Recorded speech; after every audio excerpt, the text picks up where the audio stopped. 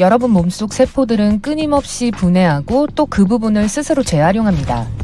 2016년 일본의 오스미 요시노리 박사는 자가포식 현상이라고 불리는 이 과정의 메커니즘을 알아낸 것으로 노벨 생리학 의학상을 받았습니다.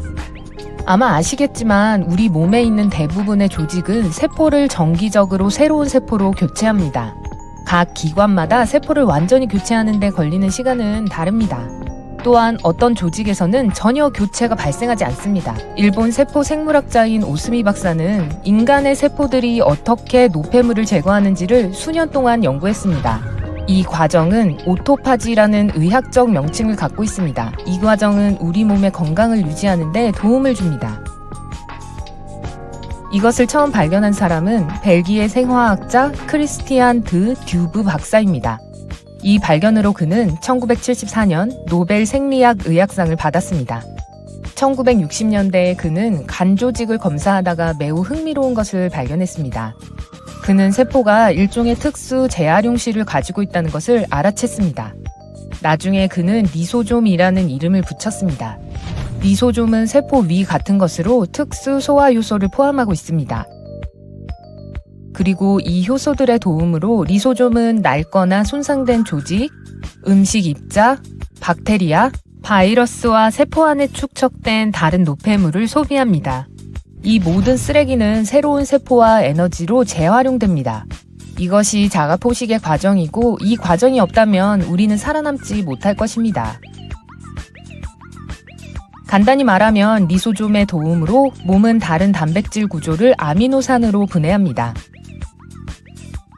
나중에 이것을 건축 자재처럼 이용하여 새로운 세포를 만듭니다. 이 경우에는 논리적인 의문이 발생할 수 있습니다. 새로운 세포를 만들기 위해 동물성 단백질을 꼭 먹어야 할까요? 동물성 단백질을 섭취하지 않는 사람을 상상해 봅시다.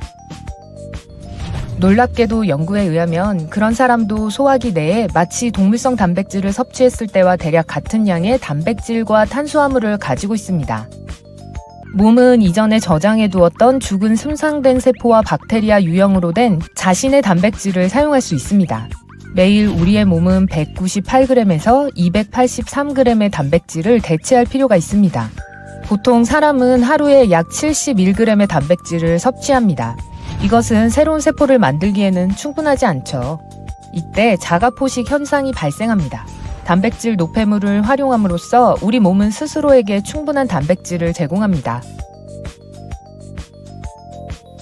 몸 안에서 자가포식 과정이 제대로 이루어지지 않으면 제2형 당뇨병, 파킨슨병, 노화 관련 질환과 암까지 걸릴 수 있습니다.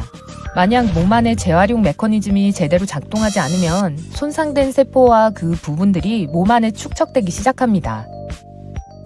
그러면 암세포와 위험한 바이러스에 감염된 세포를 중화시킬 수 없습니다. 그 결과 다양한 심각한 질병을 초래할 수 있습니다. 오스미 박사는 몸이 단식, 칼로리 제한, 굶주림과 같은 일종의 스트레스를 겪을 경우 자가포식 현상이 더욱 강력해진다는 것을 발견했습니다. 이 경우 세포는 병원성 박테리아를 포함한 쓰레기 세포를 사용해서 에너지를 생산하고 새로운 세포를 만듭니다. 우리 몸은 단백질의 양을 줄이기 위해 열심히 일하고 동시에 자기 정화를 합니다.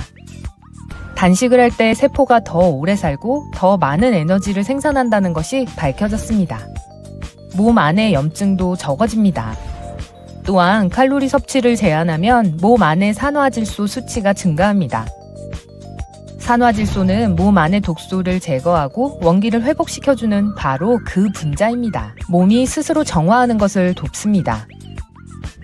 또한 체중을 감소시키고 신진대사를 활발하게 합니다.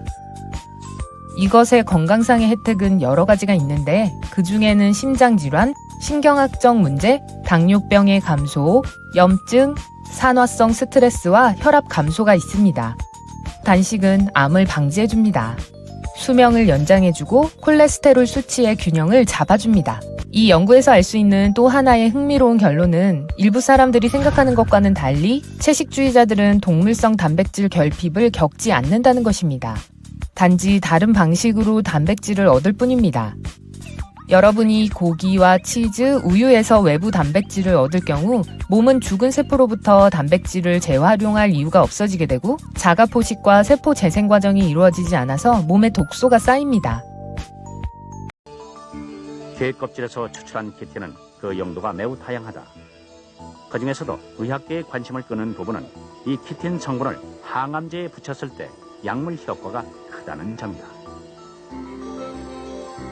이 효과를 알아보기 위해서 한 가지 실험을 해보자. 우선 염화칼슘에 키틴 가루를 넣고 이틀 동안 강력하게 돌리면 진득진득한 용액 상태가 된다. 여기서 다시 염화칼슘을 제거하면 투명한 젤 상태가 되는데 이것을 키틴 폼이라고 한다. 여기에 항암제를 넣어 항암 키틴 폼을 만들어 보겠다.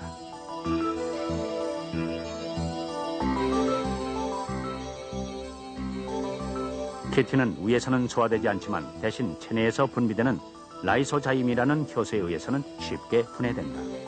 이런 성질을 이용해서 항암 키틴폼을 분해시켜 보겠다. 한쪽에는 라이소자임 효소를 넣고 다른 한쪽에는 넣지 않은 2개의 플라스크를 준비한 뒤 각각 항암 키틴폼을 넣고 48시간 동안 흔들면 라이소자임 효소가 첨가된 쪽에서는 항암 키틴폼이 녹았음을 알 수 있다. 이것은 곧 체내 효소에 의해서 서서히 녹는 키틴 성분을 이용하면 항암 치료 시 약물에 의한 부작용을 최대한 줄일 수 있음을 의미한다. 이것을 피부 조직으로 가정을 하겠습니다. 이 아랫부분이 혈관, 요 윗부분을 피부로 보겠습니다. 우리가 피하 주사를 하게 될 때 주사액이 주사를 하게 되면 한꺼번에 들어가서 몸 전체로 퍼져나가게 됩니다. 그러나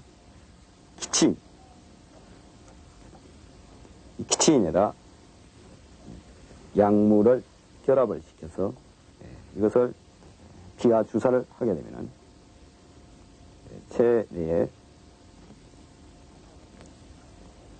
체내에 있는 효소에 의해서 이 키친이 하나씩 분해가 되면서 이 약물이 체내로 흘러 들어가게 됩니다. 이렇게 함으로 해서 여러 가지 부작용을 줄일 수가 있습니다. 키틴을 항암제에 섞었으면 치료 효과를 높일 수 있다는 것은 일본 학자들 간에는 이미 인정되고 있는 점이다. 그런데 여기서 한 단계 더 들어가서 게 껍질 자체가 직접 항암 작용을 한다는 연구 결과가 나와 있다. 게 껍질에서 추출한 키틴을 섭씨 121도에서 50% 강알칼리성 용액에 1시간 동안 담가두면 키토산이 된다. 21세기를 이끌어갈 새로운 자원으로 각광받고 있는 키토산은 몇 가지 점에서 키틴과 차이를 보인다.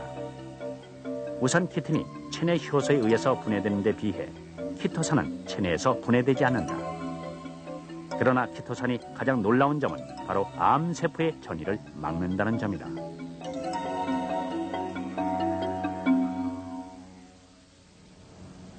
푸케도 대학에서는 지속적으로 이 키틴과 키토산 성분에 대한 연구를 계속해오고 있다. 특히 암세포의 전이를 막는 실험을 보자. 먼저 아무것도 섞지 않은 증류수와 암세포가 전이할 때 내는 효소와 비슷한 분자 구조를 가진 색소를 준비한다. 그리고 항암 처리를 한 키토산 젤과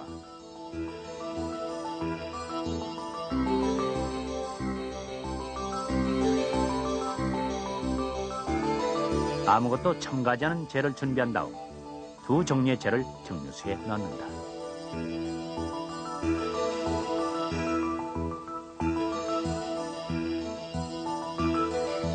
이 증류수에 앞서 말한 암세포가 전이할 때 내는 효소와 비슷한 분자 구조를 가진 색소를 첨가한다.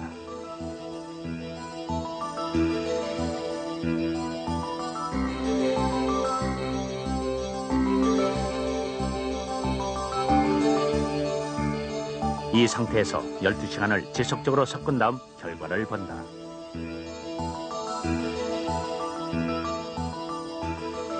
일반 젤은 그대로 있는 반면 항암 처리된 키토산 젤은 놀랍게도 색소를 완벽하게 흡착함으로써 색깔이 거의 까맣게 변해 있었다. 항암 키토산이 이처럼 색소를 잘 흡착한다는 것은 곧 암세포가 전이할 때 내는 효소도 그만큼 잘 흡착한다는 뜻이고, 그것은 다시 항암 키토산을 통해서 암 치료의 획기적인 장을 열 수 있다는 희망적인 메시지이기도 하다.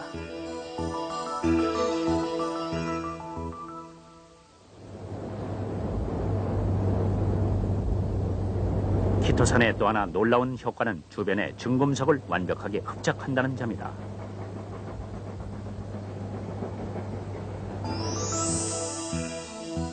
키토산은 일반 중금속 응집제에 비해 최고 10배까지 높은 응집력을 보인다.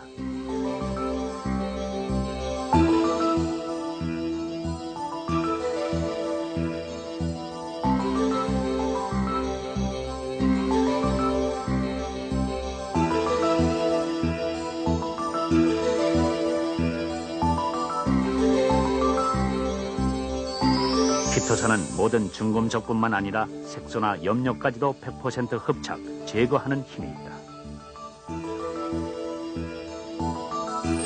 그렇게 오폐수를 정화시키고 나면 맑은 물은 흘려보내고 찌꺼기는 폐기 처분함으로써 환경오염을 그만큼 줄일 수 있는 것이다.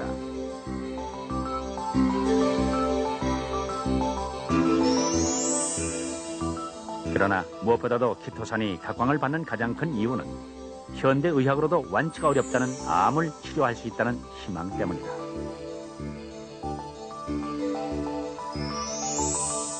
특히 모든 여성에게 공포의 대상이기도 한 자궁암의 경우는 그 치료 효과가 큰 편이다. 그 효과를 확인하기 위해서 세포를 3가지 상태로 나누어 실험해봤다.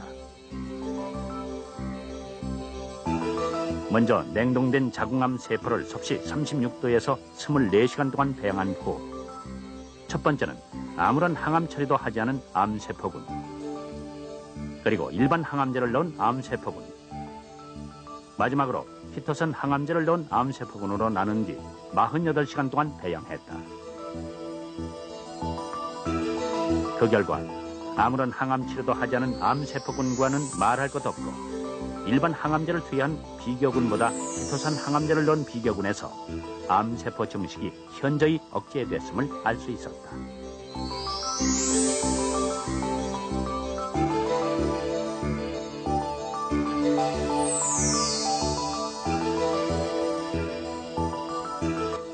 例えば、子宮がんとか子宮筋腫で子宮を取った女性はもう女性ホルモンが出てこなくなります。そういう時にはこういうところにホルモンを含んだこういうものを入れといて、で徐々にホルモンが血中に出るようにする。そうすると1回やると1週間くらい注射しなくても済む。 꼭 항암 키토산이 아닌 순수 키토산만으로도 항암 효과를 볼 수 있다는 연구 결과도 있다. 암이 무서운 것은 혈관을 통해 체내로 들어간 암세포가 끊임없이 전이되기 때문이다. 암세포는 혈관 내에 있는 세포 간의 틈새를 통해 체내로 들어간 뒤 전이를 한다. 그런데 이때 만약 체내에 키토산이 있으면 이 키토산이 세포 간의 틈새를 막아버림으로써 암세포가 혈관 밖으로 빠져나가는 것을 막는다. 결국 암세포가 접착 분자와 결합하는 기회를 차단함으로써 자동적으로 암세포의 전이를 막을 수 있다는 것이다.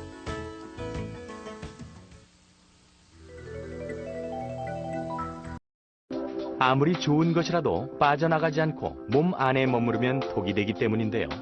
대표적인 게 바로 숙변입니다. 장내에 오래 정치되어 있는 변을 뜻하는 숙변. 숙변은 마치 치아에 끼는 치석처럼 장내 점막에 달라붙어 장 흡수와 연동 운동을 방해한다고 합니다. 해독 전문가들은 숙변이 만병의 근원이라고 주장하는데요. 이유는 숙변에서 나오는 독소들이 장에만 머물러 있는 게 아니라 순환계를 타고 온몸으로 퍼지기 때문이죠. 식음청에 있는 것을 방에 한번 놨다고 한번 생각을 해봅시다. 그러면은 그 많은 그 냄새에 의해서 또 그 악취에 의해서 아마 하루 이틀도 살지 못할 겁니다. 그것처럼 장내 그 환경에 그 변이 갖고 있는 그 독소가 많은 영향을 끼치게 되죠. 굉장히 악취가 심하고 변기에서 변을 봤을 때 변이 찰흙변처럼 붙어가지고 물을 내려도 내려가지 않는 그런 변들이 나오게 됩니다. 이런 변들은 일반적인 그 하재를 통해서는 절대 나올 수가 없고 1년 전에 먹었던 그 수박씨라든지 참외씨 같은 것이 나오는 경우도 있고요. 대장세척이나 또 관장요법을 쓰게 되면 그 몸에 1차적으로 독소가 나감으로써 스스로 자기 몸을 회복하려고 하는 그런 자연치유력, 생명력이 증강됩니다. 소화기내과 전문의인 전우규 교수. 그는 독소의 정체가 무엇이고 어떻게 해서 우리 몸에 침입하게 되는지 궁금했습니다. 그리고 그 해답은 바로 장 속에 있었죠. 넓은 의미에서의 장은 입부터 항문까지를 말합니다. 음식물이 들어와서 나가는 전 과정이 모두 장에서 이루어지죠. 하지만 장의 진정한 가치는 따로 있습니다. 바로 우리 몸의 가장 중요한 면역 반응이죠. 밖에서 들어온 병원균이나 항원들, 해로운 독소들은 모두 장에서 걸러집니다. 장에 있는 수많은 세균들이 그 일을 담당하는데요. 겨우 1g밖에 안 되는 대변 속에도 1000억에서 1조 마리의 세균이 있습니다. 병원균은 여러 가지 독소들을 뿜어냅니다. 또한 균 자체의 몸에서 털이나 꼬리가 떨어져 나오기도 하죠. 특히 세균이 죽으면 세포의 벽이 깨지면서 껍질이 분해되어 나오는데 이것이 바로 인체에 치명적인 내독소입니다. 그 내독소가 들어오면은 한마디로 얘기하면 염증을 일으켜요, 염증을. 갑자기 아주 대량으로 나타나면은 이거는 폐혈증에 빠져서 뭐 며칠 내로 사망하게 될 정도로 아주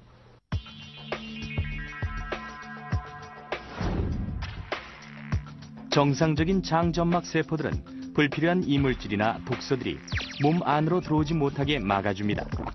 일종의 방어막 역할이죠. 하지만 자극적인 음식이나 항생제 등의 약물로 장세포가 손상되면 갈라진 틈으로 독소나 이물질이 들어오게 되고 이들이 혈관을 타고 온 몸으로 퍼져 각종 염증 반응을 일으키는데 이것이 바로 장누수 증후군입니다. 제일 처음에 간으로 가고 그 다음에 허파로 가서 심장으로 가서 전신으로 돌기 때문에 어떤 그 사람의 어떤 장기가 좀 약한 부분이라든가 뭐 이런 쪽으로 나타나게 되겠지만 사람마다 그것은 조금씩 다르기